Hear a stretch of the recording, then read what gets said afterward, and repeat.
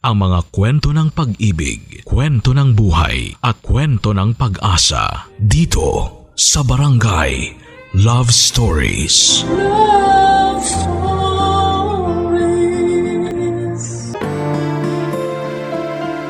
Ang patlang ay ang puwang o laktaw sa isang guhit.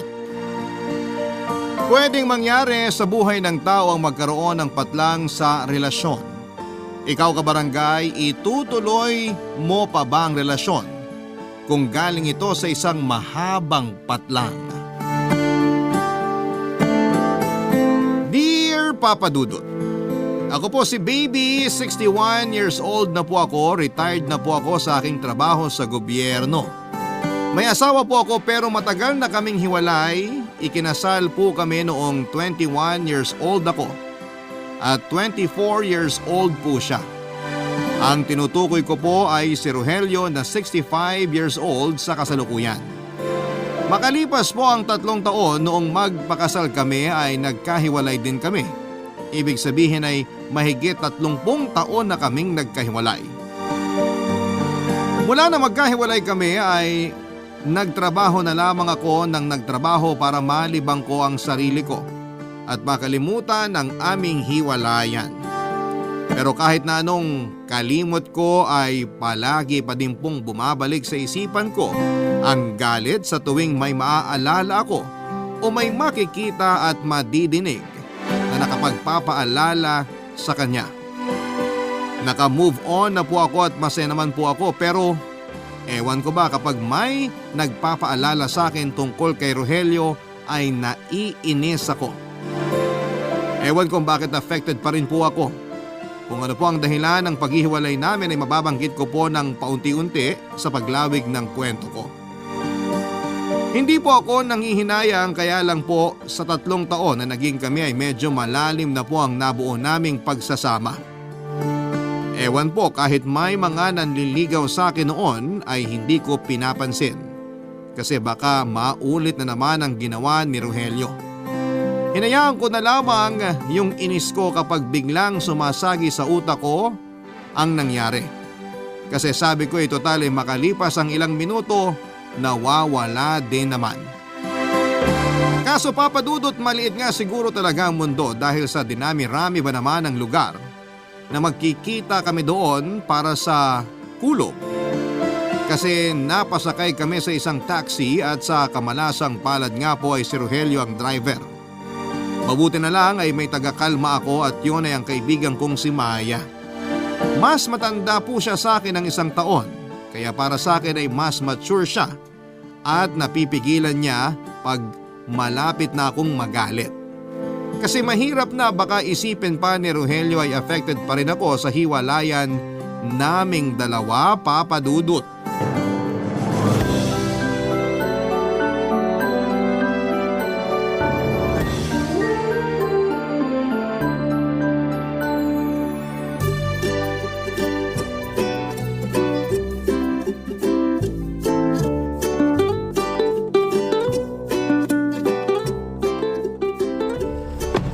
San kayo, Ma? Ikaw?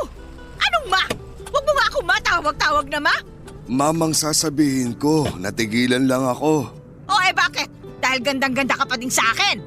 Teka, ano nangyayari? May nag-aamok ho. Anong nag-aamok? Tigilan mo nga ako, Rogelio, ha? Magkakilala kayo? Hindi! Anong hindi? Tinawag mo siyang Rogelio. Mukha kasi siyang Rogelio. So ibig mong sabihin, mukha kang baby? Huwag mo ako matawag-tawag na baby, ha? Hindi mo ako baby! Baby naman ang pangalan mo, di ba? Huwag ka na ngang maingay. Magkakilala nga kayo. Oo, dati ko siyang… Kaaway! Dati ko siyang kaaway. Dati, so ngayon hindi na. Ay, kaaway pa din! Mas mataas na level! May ganon. Mapaggawa talaga yun ng kung ano-ano eh. Ano? Anong sabi mo? Sabi niya, mapaggawa ka daw ng kung ano-ano. Nadinig ko. Huwag ka na nga sumabat. Paano kayo naging magkaaway? Ibig sabihin, hindi pa niya nakwento sa'yo. Dahil hindi ako madaldal. Hindi ka naman madaldal. Mahilig ka lang magkwento ng buhay natin sa mga tao. Buhay natin? Walang natin! Ano to? Anong hindi ko alam? May nililihim ka ba sa akin? Huwag kang maarte. Nakwento ko na sa'yo yung Rogelio na yan. nanloko sa'yo. Iniwan ka tapos nagmukha kang tanga. Tumahimik ka nga. Wala akong sinabi nagbuka akong tanga. We, Tumahimik ka na nga lang. Ako nang bahala dito. Saan ba kayo pupunta? Ano ba pakialam mo? Natural, makikialam ako. Taxi to. Gusto mo lang malaman kung saan ako nakatira eh. pwede din naman para alam niya kung saan niya tayo ihahatid. Sabi ng itik mo yung bibig mo eh. Ako nang bahala dito. Siguro naman, sasabihin mo na kung saan kayo. Subukan mo lang na dalhin kami sa kung saan sisigaw talaga ako. Ang labo mo, te. Kung ayaw mo magpahatid, pwede ka naman bumaba. Bastos! Ano ka ba? Sala sa init, sala sa lamig. Ganyan talaga siya. Ano? Kung makapagsalita ka parang kilalang kilala mo ako ah. Natural, 3 taon tayo nagsama, no? Sige, ipagyabang mo pa! Okay lang ako, wag niyo akong pansinin. Usap lang kayo. Ayoko makipag-usap dyan. Oh, edi ako na lang makikipag-usap. Mabuti pa nga. Ako na! O di ikaw na. So, saan kayo? Sa PGH. Anong gagawin natin doon? Tumahimik ka na lang. May sakit ka ba? Wala, huwag ka maingay. PGH? Kakasabi ko lang, di ba? Okay, Ang init naman itong taxi na to. baka sinasanay ka na. Bastos ka talaga.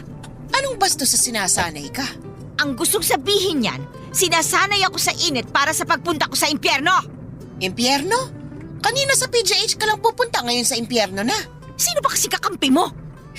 Ikaw naman, pinaparelax lang kita. Init ng ulo mo eh.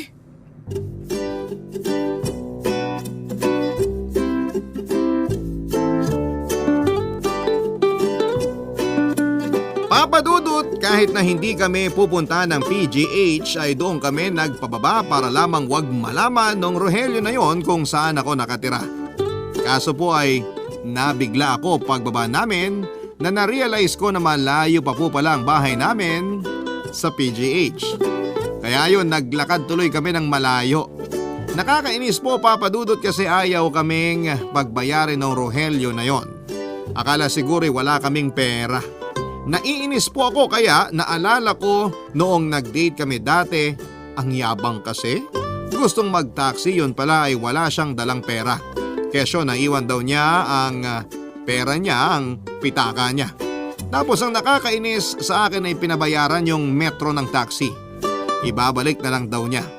Nagkataon namang wala rin po akong dalang pera noon. Inisip ko kasi na wala naman akong gagastusin dahil sagot niya naman lahat kaya hindi ako nagdala ng pera, Papa Dudut.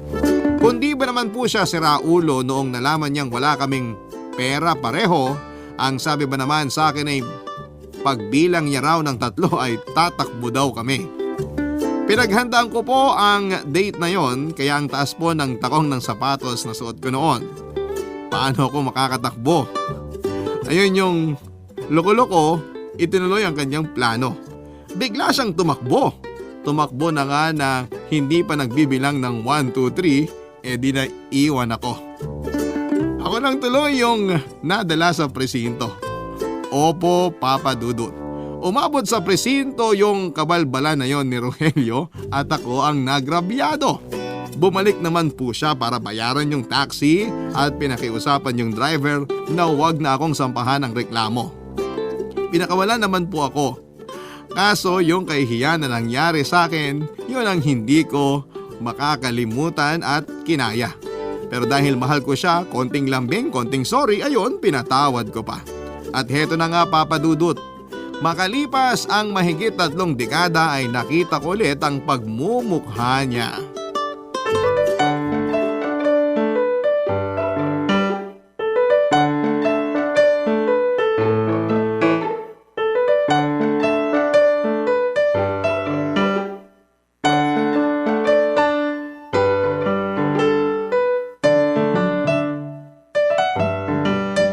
Oh, baby, Anong ginagawa mo dito? bumibili ng kahoy. Siraulo ka ba? Drugstore to, kahoy ang bibilin mo. Oh, alam mo naman pala. Huwag mo nga akong pinipiloso po ha. Yung tanong mo naman kasi, parang hindi na pag-isipan. Huwag mo akong binibwisit ha. Nako, lagi ka namang nabibwisit eh. Oo, pag nakikita ko yung pagmumukha mo. Bakit kasi sumusunod ka sa akin? Siraulo, bakit naman kita susundan? Ewan sa'yo, ikaw ang sumusunod eh. Hoy, hindi ako sumusunod sa'yo ha. Oh, bakit nalaman mo na nandito ako? Ano ba pakialam ko kung nasaan ka? Bakit kita susundan? Ano ako, tanga? Malay ko sa'yo. Hindi ako tanga. Ako ba ang nagsabi? Ako, tigilan mo nga ako, ha? Okay, so wag mo na akong istorbohin dahil bibili ako ng gamot. Yak! May sakit ka na nakakahawa, no? Wow naman! Ikaw, sige, bumili ka na nung pampakalma. Ang bilin mo yung para sa kabayo, para mas umepekto. Oy, sige lang. Busitin mo pa ako. Ewan, makabili na nga ng gamot ko. Hoy, uunahan mo pa talaga ako, ha? Natural, nauna ako sa'yo eh. Napaka-ungentleman mo talaga. Wow naman, ang gentleman agad. Natural! Hindi ka nagbibigay sa babae. Ano bang naibigay mo sa akin dati? Konsumisyon! Oh, nasa na ang usapan? Paano napunta dyan? Umiiwas ka na naman. Lagi ka namang ganyan. Natural, pagbili lang ng gamot ang pinag-uusapan, bigla mong ipapasok yung dati. Kasi nga napapahiya ka dahil totoo. Oo na, totoo na kung totoo. Okay na. Oh, wag mo na akong guluhin. Hoy, hindi kita ginugulo, ha? Dahil wala akong pakialam sa'yo. Dahil wala na akong pakialam sa'yo. Bakit kinakausap mo pa ako? Bakit natatakot ka na? Maungkat ko ang mga pinagagagawa mo noon? Alam mo, para kang plakang paulit-ulit. Sinong sirang plaka? Wala akong sinabing sira. Sabi ko, paulit-ulit. Ano ba yung paulit-ulit? Hindi ba sira? Sa'yo na naman ang galing yan, ha? Ang lakas mo talagang mambwisit. Ano na naman ang ginawa ko? Kung bubwisitin mo lang din ako, wag mo na akong kausapin. Sino bang nakipag-usap? Ay, sino bang tumawag sa akin? Baby, Huwag mo ako tawagin, baby. Wala na tayo, ha? anong itatawag ko sa'yo? Ang sinasabi ko, kung tatawagin mo akong baby, wag mong lambingan. Ano? Anong nilalambingan? Normal ko lang sinabi. Normal! Wala nang nakapila. Mamaya mo na ako kausapin. Sandali! Aray! Arte nito, hinila ko lang yung t-shirt ko, makaaray. Nakurot mo ko. Pa-sensitive ka? Masakit talaga. Arte! Bahala ka nga. Sandali nga! Ano ba? Masisira ang t-shirt ko kakahila mo. Mumurahin kasi. Sino yun? Ha? Hoy! Bumalik ka rito, bastos! Papa Dudut, hindi ako papayag na unahan niya ako sa counter. Kaya hinabol ko siya at nahila ko ang kwelyo ng damit niya. Ayun hindi na dinapahinto siya. Tapos nung ako na ang pupunta sa counter bigla niyang hinila ang bag ko na dala ko. Kaya naman nahulog. Tapos ay saka siya tumakbo papunta sa counter. Inaway ko siya. Hindi ako nagpadaig sa kanya at handa ako makipagsabayan ng mga oras na yon. Ayaw talaga niyang magpatalo kaya nauwi sa away ang usapan. Sigaw ako ng sigaw tapos siya ay malumanay lang magsalita. Saka ko na-realize na ginagawa niya akong masamang tao sa mata ng mga nandun sa drugstore. Napansin ko na pinagtitinginan na kami ng mga tao pero kay hiya na Papa Dudut. Kaya naman tinuloy ko na lamang yung galit ko. Kaso nilapitan kami ng security guard tapos sinabihan kami na sa labas na daw kami mag-away kasi nakakaistorbo sa ibang mga customers. Pag lumabas po ako ay mas mapapahiya ako kasi parang tinanggap ko na ako ang may kasalanan. Doon biglang sinabi ng guard na tatawag daw siya ng pulis ay medyo natakot na ako. Kasi paano kung tumakbo na naman si Rogelio at ako na namang mag-isa ang maiwan. Di ako naman ang madadala sa presinto. Kaya sabi ko sa guard na hindi ako lalabas kung hindi lalabas itong si Rogelio. Napilitan yung guard na palabasin din si Rogelio. Pagdating sa labas, ako pa ang sinisisi ni Rogelio. Ang kapal ng mukha niya. Hindi naman ako magsisisigaw doon kung hindi niya ako binibwisit. Pinalabas kaming pareho ng wala pang nabibili. Mabuti na lang po at may dalawang drugstore pa sa malapit kaya sinabihan ko kaagad siya na doon ako sa drugstore sa kaliwa bibili at wag na siyang sumunod pa. Kaya naman naghiwalay kami at doon siya sa drugstore sa kanan bumili. Kaso Papa Dudut, pagdating ko naman doon sa counter noong drugstore na pinuntahan ko, nawawala ang reseta ko. Barangay Love Stories. Barangay Love Stories. Nawawala po ang reseta ko, Papa Dudut. Paano ko makakabili ng gamot ko? Hindi ko naman po kabisado ang mga pangalan ng mga gamot para sa aking maintenance. Isa pa po kahit kabisado ko ang lahat ng pangalan ng gamot ay hindi naman pwedeng basta bilhin na lamang yung ibang gamot doon dahil kailangan talaga ng reseta. Sino pa ba ang gagawa nun sa akin kundi yung kampon ng kung anong kadiliman na si Rogelio? Kaya naman sinugod ko kagad siya doon sa pinuntahan niyang drugstore. Nakita ko siya malapit na doon sa counter at nakangiti pa.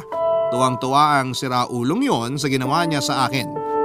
Hindi ako nakapagpigil, Papa Dudut, hinampas ko siya sa balikat ng pagkalakas-lakas.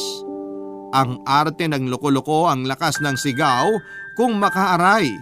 Napatingin tuloy lahat ng tao sa amin. Pero kahit na ganoon ay hindi ako natinag dahil kailangan kong gawin ang pakay ko. At yon ang kunin ang reseta na kinuha ni Rogelio sa akin, Papa Dudut.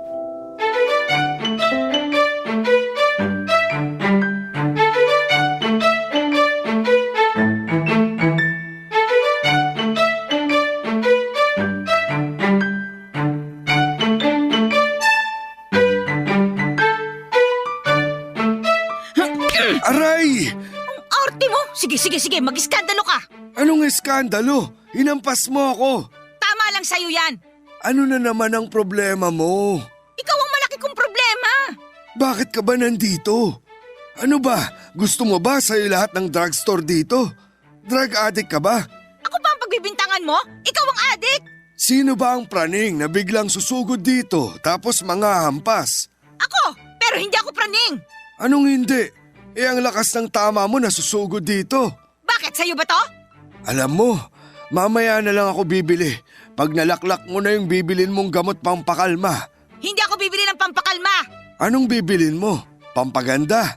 Walang nabibili dito na himala. Yang bunganga mo talaga basura! Ewan sa'yo, aalis na ako. Mamaya na lang ako bibili. Huwag kang alis! Ang lakas ng tama mo. Isoli mo muna sa akin yung kinuha mo! Ano na naman yung kinuha ko sa'yo? Kinuha mo na nga ang dignidad ko at kahihiyan ko, tapos ngayon kukunin mo pa ang reseta ko? Saan ka ba nanggagaling? Aba, namimiloso po ka pa? Eh di sa labas, sa baba ko manggagaling! Ang sinasabi ko, saan na naman galing yung hugot mo na kinuha ko ang dignidad at kung ano-ano pa sa'yo? Hindi mo na mababalik ang mga nangyari dati pero ibalik mo yung reseta ko! Ano bang pakialam ko sa reseta mo? Ilabas mo na! Huwag kang bastos. Sira ulo! Yung reseta ko ang ilabas mo! Sinabi ko na, di ba? Wala akong pakialam sa reseta mo. Ano naman ang gagawin ko dun? Natural, itatago mo para mahirapan akong bumili ng gamot! Wala akong pakialam sa reseta mo dahil may sarili akong reseta. Hindi naman ako inggiterong tulad mo, no? Ilabas mo na! Sabi ng ilabas mo eh! Hindi ka ba nahihiya? Pinagtitinginan na naman tayo. Ako nahihiya! Ikaw ang walang hiya! Nahihiya ka pero ikaw ang nag-ieskandalo. Ilabas mo na yung resibo ko! Naku, nagkikigil na ako sa'yo, ha? Oh, resibo naman ngayon ang hinahanap mo. Wala akong sinabi resibo. Ang sabi ko, reseta! Kita mo na, bintangera ka na, sinungaling ka pa. Nagkikigil na talaga ako sa'yo. Okay na yung reseta ko! Baby! Ay, naku, mabuti dumating ka. Bakit? Tulungan mo nga ako sa tiyonggong ito. Nag-aaway na naman kayo? Correction lang, Maya. Inaaway na naman ako. Ay, oo nga. Baby, inaaway mo na naman siya. Tumahimik ka nga, ako yung kampihan mo. Paano kita kakampihan? Eh, hindi ko pa nga alam ang nangyayari. Pareho lang ng dati. Yang kaibigan mo, sumugod na naman at ang daming ibinibintang. Ang bintang hindi totoo. Kapag totoo ang tawag doon, katotohanan. Parang malabo yung sinabi mo. Tumahimik ka na nga lang. Maya, pakihila na sa kulungan niya yung kasama mo. Ikaw ang ipakukulong ko kapag hindi mo sinoli yung... Wala akong kailangang isoli. Isoli mo! Wala akong kinukuha. Sinungaling! Bintangera! Aray! Nakakarami ka na, ha? Anong gagawin mo, ha? Ha? Anong gagawin mo? Sasaktan mo ako? Sige! Para makita ng mga tao kung gaano ka kasama. Sandali, ano bang problema? Ewan ko dyan sa kaibigan mo. Baby, anong problema? Kita mo? Hindi masabi ng hunghang na yan. Palibasa kasi, guilty! Sandali, para akong bola ng pingpong. Ano muna yung nawawala na kailangan isauli? Reseta niya raw. Kita mo? Eh di nasa'yo nga! Baby, kaya ako pumunta dito. Mamaya na yan, Maya. Kunin muna natin yung reseta ko sa lalaking yan. Wala nga sa akin. Wala talaga sa kanya. Ano bang wala? Eh kinuha nga niya.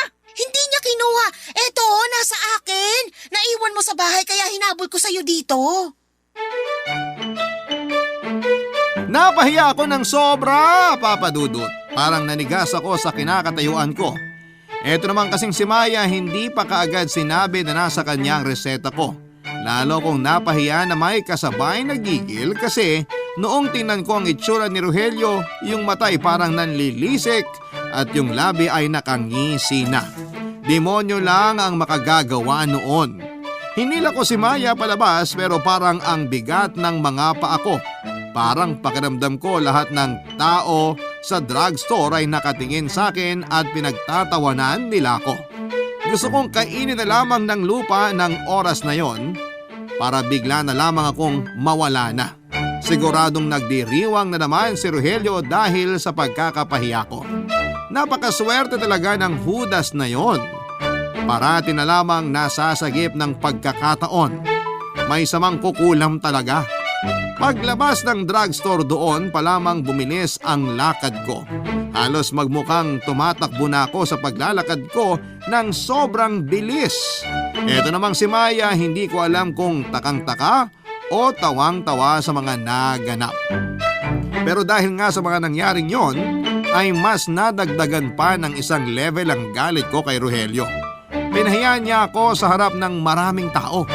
Hindi ko makakalimutan yon kaya sinabi ko sa sarili ko na gaganti ako, Papa Dudut.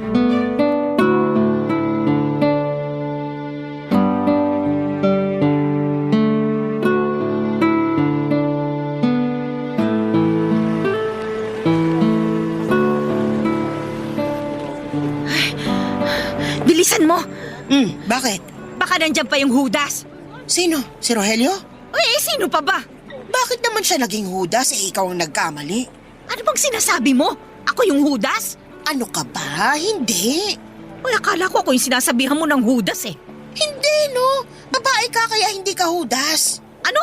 So kung may babaeng counterpart si Judas, ako yon? Sinasabi mo na ako si Maria Magdalena? Hindi Si Maria Magdalena nagsisi. Ikaw di ka naman nagsisisi. Uy, bakit ako magsisisi? Wala naman akong kasalanan.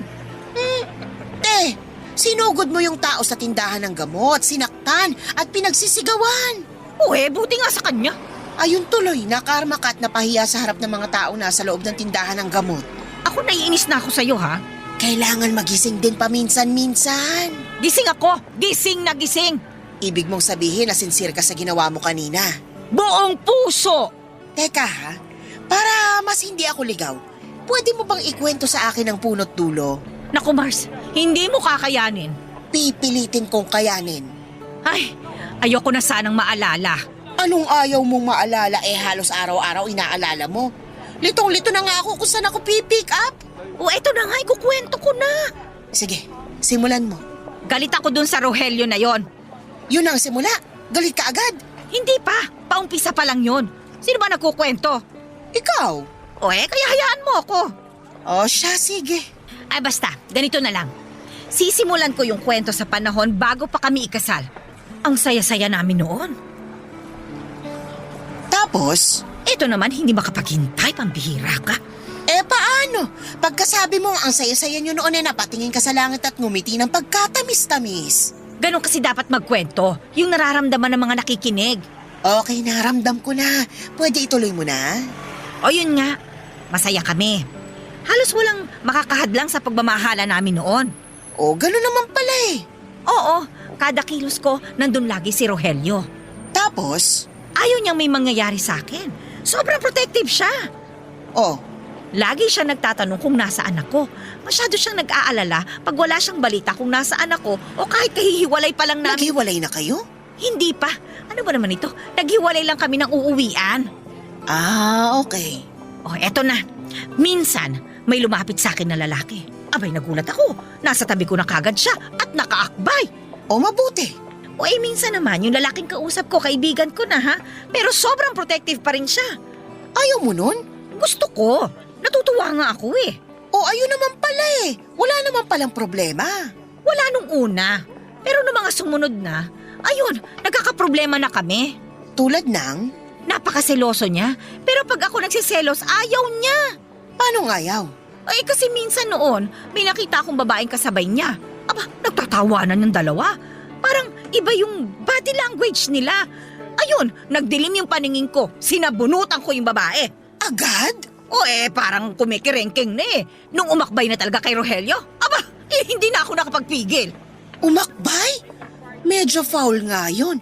So yun palang dahilan ng hiwalayan nyo, yung pambababae niya.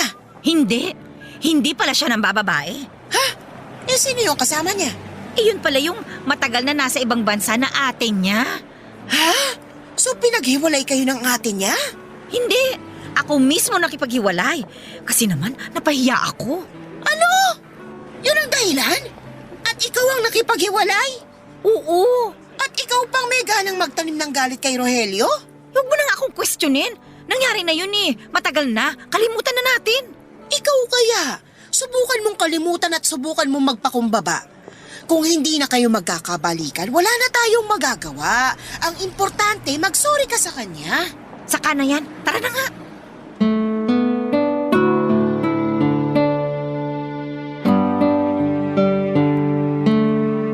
Papa Dudut, ako naman ang may kasalanan pero hindi pa ako handa na aminin yon. Sobrang napahiya ako dahil sa kanya kaya ang naging depensa ko ay ang magalit ng husto. Mahigit 30 taon na po kaming hiwalay kaya dapat ay okay na ako pero ewan ba kung bakit ako biglang nagalit na naman noong mapasakay kami sa taksing minamaneho ni Rogelio. Bakit kasi kailangan pa na makita ko ulit siya? Hindi ko tuloy alam kung sadyang pinaglalaroan ako ng pagkakataon kasi may pagkakataon na nanonood kami ng sine ni Maya. Nasa loob na kami pero hindi pa nagsisimula yung pelikula. Si Maya bumili na muna ng makakain at maiinom namin, ako naman ay nagbantay sa inuupuan namin. Nang may biglang nagtanong kung may nakaupo sa bakanting upuan sa kanan ko. Ang sabi ko naman ay wala. Kaya naman umupo doon yung nagtanong. Ewan ko kung bakit hindi ko siya nabosesan.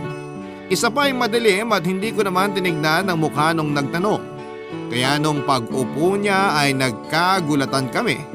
Si Rogelio na naman at sa dinami-rami ba naman ng sinihan at sa dinami-rami ng oras at sa dinami-rami ng palabas. Bakit naman nagkataon na pareho pa kami ng panonoorin sa parehong sinihan at eksaktong oras? Papa Dudut, bigla na namang nagdilim ang paningin ko. Alam ko na madilim po talaga sa sinihan pero nagdilim po talaga ng husto ang paningin ko. Papa Dudut. Barangay Love Stories. Barangay Love Stories. Papa Dudut, para bang may nakatagong memorya sa isipan ko ang biglang na-unlock ng mga oras na yon noong nasa sinihan kami ni Rogelio. Naalala ko na ang saya-saya namin noon. Naalala ko na madalas na sobrang saya namin habang nanonood ng sine. Tapos ay lagi kaming bumibili ng popcorn at soft drinks. Naalala ko rin na lagi niyang pinapahiram sa akin ang jacket niya pag giniginaw na ako. Palagi ko kasi talagang kinakalimutan yung jacket ko para ipahiram niya sa akin ang dala niyang jacket. Ganon po kami lagi, walang palya. Minsan nga po ay wala siyang dalang jacket kaya inakbayan na lamang niya ako para hindi ako ginawin. Inaamin ko, Papa Dudut, kung may salitang pabebe noon ay ako po yun, Papa Dudut. Si Rogelio naman ay wala ring palya sa pag-i-spoil sa akin. Bigla ko ring naalala na tuwing pagkatapos naming manood ng sine kakain kami sa labas. Doon kami sa paborito naming kainan sa Carriedo madalas dume-diretso. Wala na po yung restaurant na yon ngayon kaya nalungkot po ako.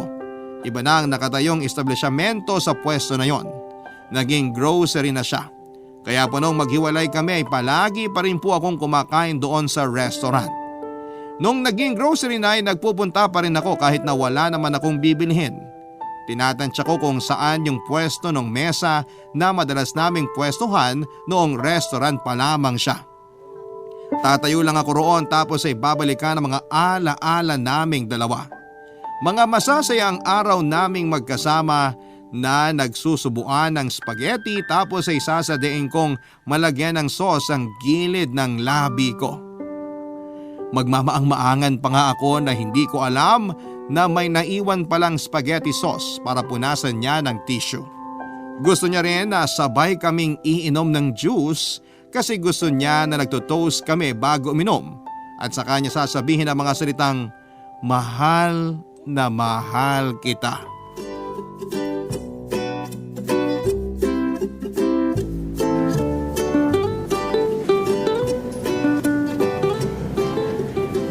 Hoy! Ano ba? Anong nangyayari sa'yo? Anong ibig mo sabing anong nangyayari sa akin? Wala! Anong wala? Para kang may sapi. Ano pa pinagsasasabi mo? Nakatitig ka sa akin at nakangiti ka. Kapal mo ha? Bakit naman kita tititigan? Ewan sa'yo. Kaya nga ako nagtataka eh. Yang guni-guni mo, kasing bopol mo. Alam mo, kalimutan mo na. Nag-alala lang naman ako sa'yo. Kasi para kang papunta na sa kabaliwan kung makatitig at makangiti sa akin kanina. Tigilan mo na ang gumawa ng kwento. Mapaggawa ka talaga ng kwento eh. Bakit hindi ka kaya mag-writer? Bakit hindi ka magpatingin? Kapal mo? Kahit nagkaedad ako, madami pa rin tumitingin sa akin. Sa kinikilos mo, maski naman sino mapapatingin sa'yo. Ano? Sabi ko, sa doktor ka magpatingin. Bakit ako magpapatingin sa doktor? Tantanan mo na nga ako. Bakit ka na naman nandito? Bibili ako ng kahoy. Alam mo kung may kahoy man dito, kanina ko pa yung inihampas sa'yo. Patawa ka kasi. Alam mo nang nasa sinehan tayo. E di manunood ako ng sine. Pwes doon ka sa iba pumwesto. Pupunta ba ako dito kung may mauupuan pa sa iba? O di tumayo ka doon sa likod. Boses mo, nakatingin na naman ang mga tao.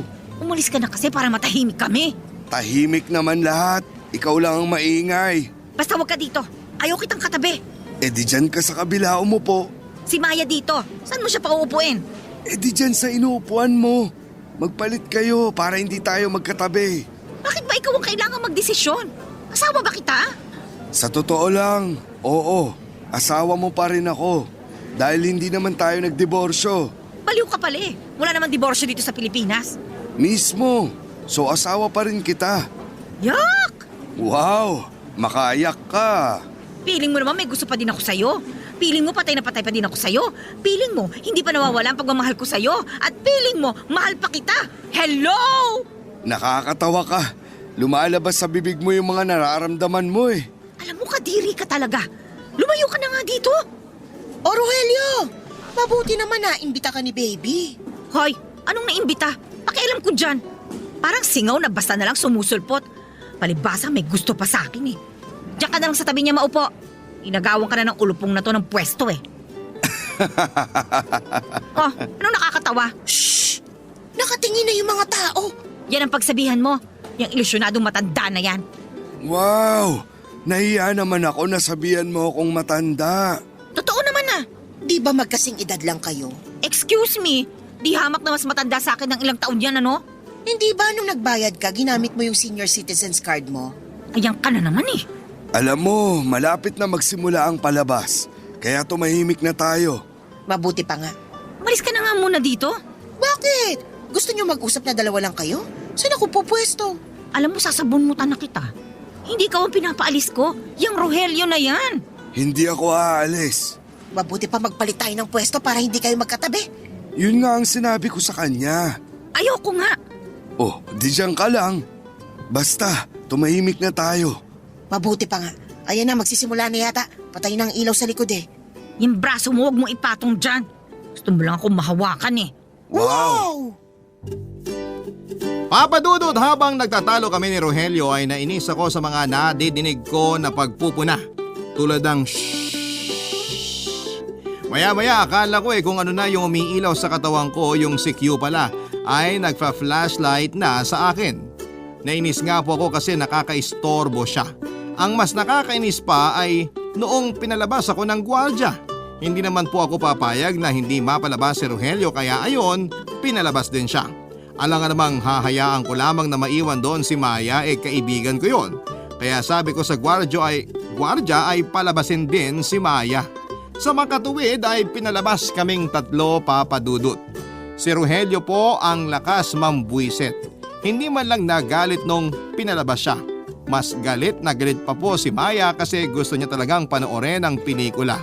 Para nga pong mapakalma ko si Maya ay sinabi ko na lamang na ipapasyal ko siya sa parke at sagot ko lahat basta huwag na lamang siyang magalit. Pumayag naman siya kasi mahilig sa libre ang kaibigan kong yon. Tsaka kung tutuusin ay hindi niya talaga kailangang magalit kasi ako din naman ang sumagot ng sine namin. Noong nasa park na kami ay sinigurado ko na wala si Rogelio. Mahirap na po, baka sinundan na naman niya ako. Noong masigurado ko na wala na siya ay saka kami naglibang ni Maya. Habang naglilibang kami ay kinuwento ko kay Maya na madalas kaming mamasyal sa parke ni Rogelio noon. Tuwing hapon paglabas ko sa trabaho, sa parke kami dumediretso. Nakwento ko rin na hindi boto ang mga magulang ko kay Rogelio, kaya nang minsang mahuli kami sa park na magkasama ay pilit kaming pinaghiwalay ng tatay ko. Pero pinaglaban ako ni Rogelio kahit na anong sinabi sa kanya ng tatay ko ay hindi siya nagpaapekto. Hinarap niya ang tatay ko at sinabi kung gaano niya ako kamahal. Kahit ayaw ni tatay sa kanya ay hindi na lamang ito nagsalita pa. Parang napahiya din si tatay dahil nakita niya kung gaano ako pinanindigan ni Rogelio. Madami po sana akong ikikwento kay Maya kaya lang ay bigla naman akong nainis. Paano ba naman ay habang nagkikwento ako itong si Maya biro ng biro na kinikilig daw ako. Kaya itinigil ko ang kwento at sinabing maglakad na lamang kami. Natapos naman ang araw na hindi namin nakita si Rogelio. Mabuti na lang talaga at hindi naman siya nakita at nakapamasyal kami ng matiwasay ni Maya.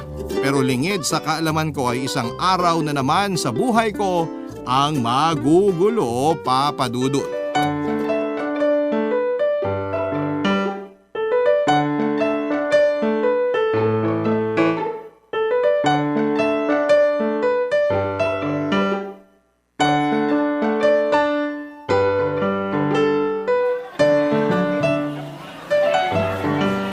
Bakit walang jeep? May strike ba? Jeep? Hindi naman dito sakayan ng jeep, doon sa kabila. Eh bakit nandito tayo? Eh sige, ikaw ang bumuhat lahat ng mga pinamalengke natin. Ano? Hindi mo ako tutulungan? Ang bigat kaya ng mga yan. O paano? Maglalakad na lang siya mag-isa papunta sa atin. Piloso po ka talaga eh, kaya nga dito tayo maghintay, mas malapit. Dito dumadaan yung mga taxi. Ah, taxi naman pala. Maganda yan naisip mo. Umaangal kasi kagad eh. Nagtatanong lang. Kaso ang tagal naman ng taxi. Patience. Ang init. Baka sinasanay ka lang. Sige. Simulan mo yung biro na yan. Eh na nga ba sinasabi ko eh. Yan ang natutunan mo dun sa Rogelio na yun eh. Ang piko nito. Eh bakit kasi ang daming gagayahin? Yung panglalaking yun? Okay na. Tapusin na natin ang usapan tungkol kay Rogelio para mapayapa ang bibig mo. Mabuti pa nga. Wag na wag mo nang mababanggit kahit pangalan lang ng Rogelio na yon. Bakit mo binanggit? Sinasabi ko pa lang. Mula ngayon, huwag mo nang masasabi-sabi ang pangalan ng lalaking yon, ha? Pangalan? Rogelio nga! Ayan, ikaw ang nagbanggit eh. Alam mo, pinaglalaroan mo na naman ako porque naiinis ako, ha? Umagang-umaga kasi aburido ka na naman. Basta, huwag mo na mababanggit yon para hindi masira yung umaga ko. Hindi na nga. Alam mo naman na may sa impacto yon. Baka mamaya biglang sumulpot yun dyan. Ay, ayun may taxi! Taxi!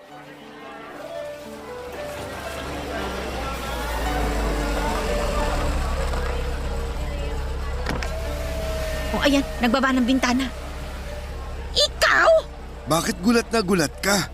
Kita mo na, Maya, oh. Sabi ko na sa'yo, may sa impacto talaga to eh.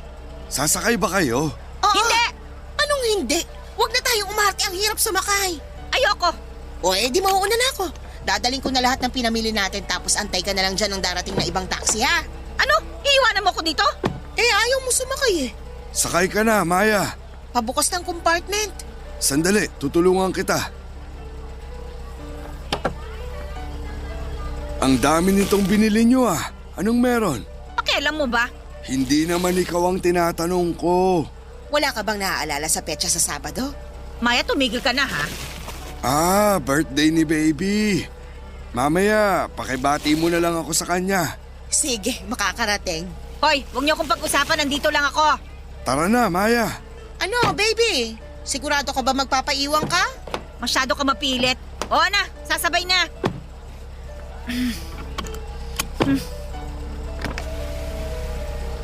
Parang iba itong taxi mo. Dalawa ang taxi ko. Nagre-relyebo kami nung isang kaibigan ko.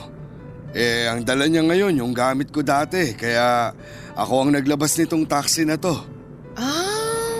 Ang dami mo na palang taxi. Dalawa pa lang naman. Yabang. Ano yun? Ewan, Mabalik tayo sa mga taxi mo. May bala ka pa bang dagdagan? Oo, para mas lumaki ang kita at makatulong sa iba. Pinundar ko talaga to para sa minamahal ko. sus! Kala naman magseselos ako.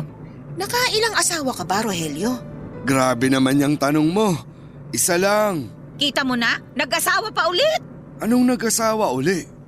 Hindi na ako nag-asawa. Isa lang ang asawa ko. Ikaw. Papadudot na bigla ako sa sinabi ni Rogelio.